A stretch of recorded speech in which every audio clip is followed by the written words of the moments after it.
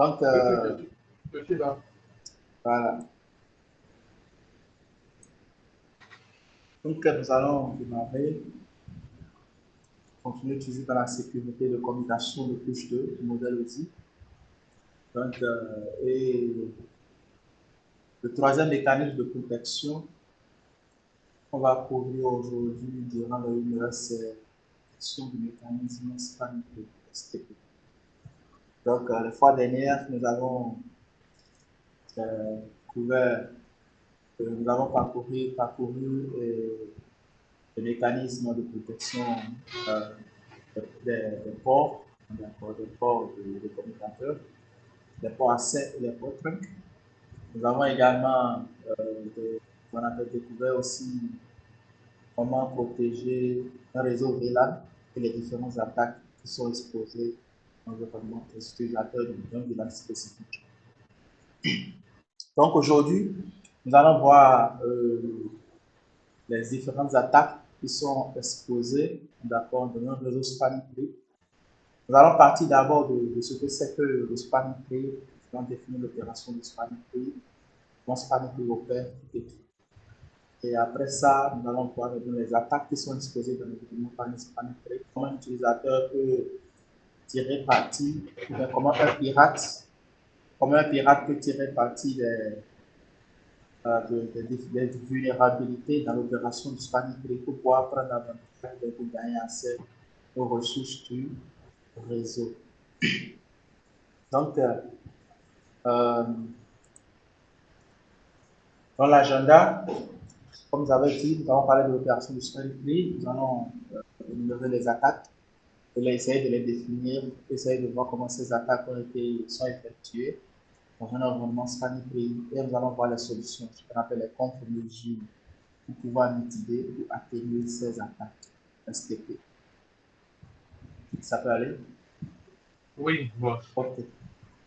Donc, pour débuter, nous allons commencer par définir ce que le spanning tree. C'est quoi le spanning tree comme abréviation STP? Dans le spanning tree, comme vous le voyez déjà, c'est un protocole d'accord, un protocole standard qui est utilisé sur les commutateurs Cisco de base. D'accord, et de base d'abord, c'est un protocole propriété à Cisco avant qu'il ne soit standard. Donc aujourd'hui, spanning tree fonctionne sur les commutateurs d'accord des fabricants Cisco et les autres commutateurs également, Huawei et autres. Donc, et c'est utilisé comme technologie de couche 2 qui permet d'éviter les boucles, d'accord, les boucles de réseau. Parce que dans un réseau maillé, où les commutateurs sont interconnectés entre eux, donc parce que la raison pour laquelle on connecte les commutateurs entre eux dans le réseau, bien on interconnecte les commutateurs pour former un réseau maillé, pour avoir la redondance.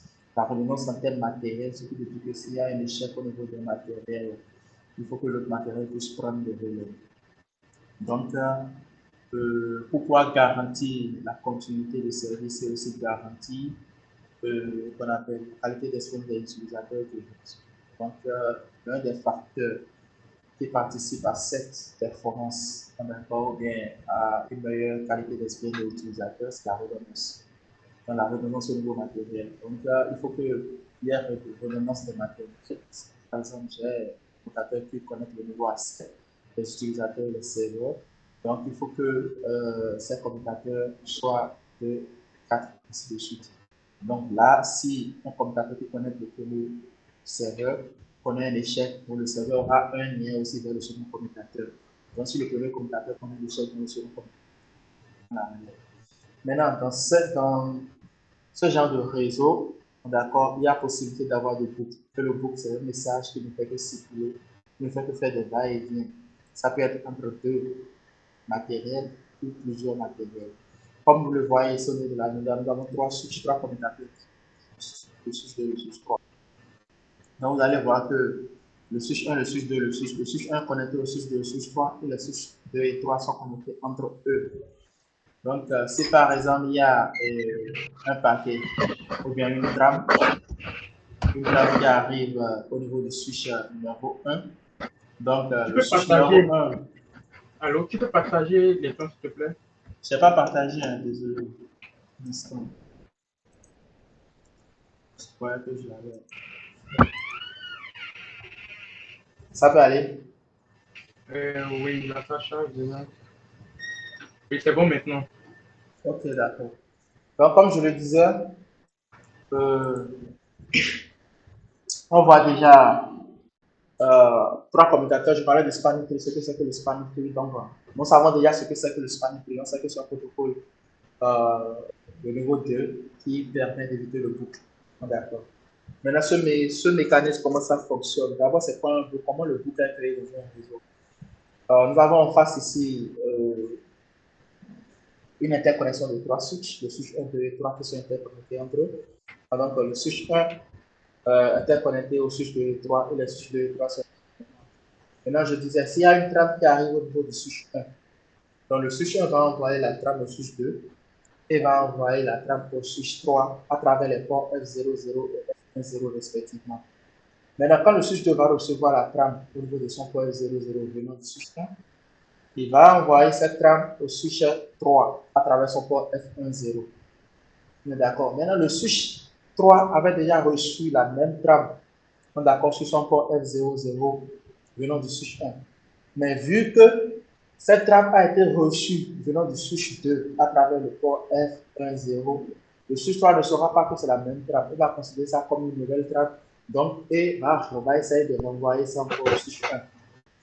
Donc, ce qui veut dire que ce que le switch 1 avait fait sortir comme trame, donc le switch 1 le reçoit encore par un autre port. Il a fait sortir la trame par le port F00, il reçoit la même trame encore par le port F10. Donc, s'il n'y a pas un mécanisme pour pouvoir arrêter ce boucle, d'accord, donc le message finira par faire des va-et-vient entre les trois switches de façon indéfinitive. Donc, et pour pouvoir atténuer, pour pouvoir empêcher ce boucle, c'est la raison pour laquelle span tree a été défini comme technologie pour mitiguer, pour empêcher ce boucle. En quoi cela constitue un problème? C'est parce que lorsqu'il y a un boucle dans un réseau commuté, donc aucune communication ne passera. Donc les utilisateurs qui sont connectés aux différents switches, les différentes machines qui sont connectées aux différents switches ne pourront pas communiquer entre eux. Ça peut aller. Donc, comment est-ce que Spanning Tree arrive à mitiguer cette attaque, ce phénomène, ce boucle?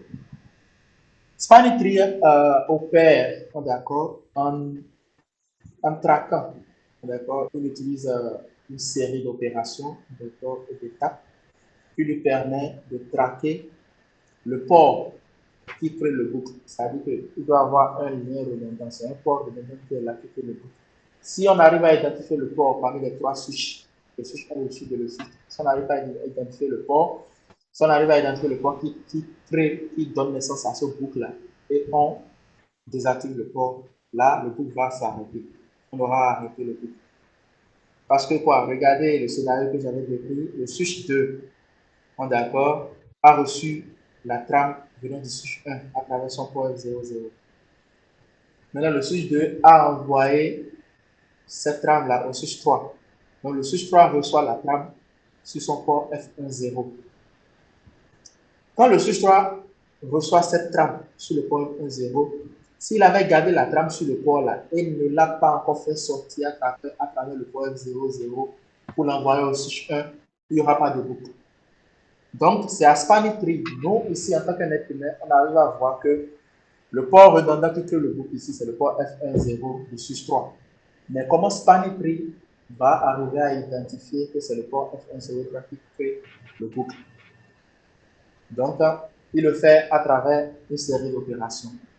Donc, Spanning Tree suit de nombreuses étapes, d'accord, pour identifier la liaison redondante qui provoque le boucle qui provoque la boucle dans le réseau commuté. D'accord. Et pour pouvoir identifier cette liaison, il procède à des élections. D'accord. Des élections. Il y a élection de rôle de switch. Donc, chaque switch, par exemple, nous avons trois switches ici. Donc, Spanning Tree va élire chacun des switches à un rôle spécifique. Et chaque rôle on d'accord à des instructions, des tâches à accomplir dans le réseau Spanning Tree afin que Spanning Tree ait la main ou bien puisse identifier le port ou bien la liaison élément qui cause la boucle. Donc, il y a une relation des rôles de switch. Donc, il y a deux rôles, on d'accord, de switch dans Spanning Tree. Il y a le root bridge, l'élection du root bridge. Donc, le root bridge, on peut dire un switch racine ou bien un switch central. Un root bridge, c'est quoi? C'est un switch central euh, auquel toutes les communications d'accord sont convergées. Donc, si par exemple une communication, supposons que par exemple le switch 1 devient qu'on appelle le switch central, comme le switch racine ou bridge. Donc, ce qui veut dire que quoi? Tous les utilisateurs qui sont connectés au switch 2 et 3, donc si l'utilisateur du switch 2 veut connecter avec l'utilisateur du switch 3, cette communication va forcément et nécessairement passer par le switch 1. Donc, c'est le rôle du root bridge.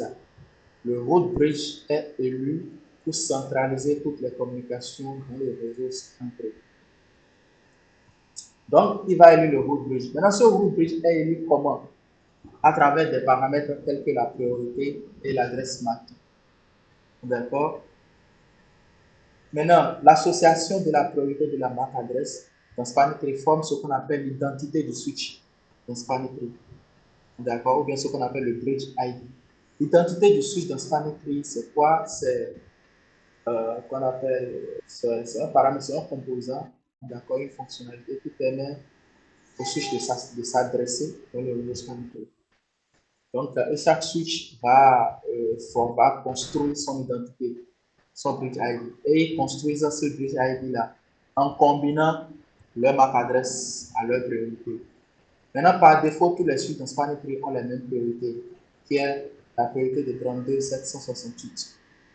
Donc, si les switches ont une même priorité, on est d'accord. Maintenant, ce qui veut dire que quoi? Ils ne peuvent pas utiliser la priorité pour pouvoir gagner, pour pouvoir décider qui parmi les trois sera le root bridge, donc le switch central. Donc, ils doivent maintenant comparer quoi? La MAC adresse pour pouvoir arriver à se distinguer. Donc, le switch 1, sa MAC adresse ici, comme on le voit au niveau de la figure, il y a la MAC adresse c'est A, le switch 2, la MAC adresse c'est W, et le switch 3, la MAC adresse c'est CCC. Donc, et la meilleure MAC adresse, c'est la plus petite. Donc, on sait très bien que en termes alphabétiques, A est retrouvé avant B et avant C. Donc, ça veut dire que A est considéré comme la lettre alphabétique la plus petite comparée à B et comparée à C. Donc, du coup, vu que le switch 1, d'accord, détient la MAC adresse la plus petite qui est AAA, donc du coup, qu'on appelle, elle détient alors, ça veut dire que ce switch-là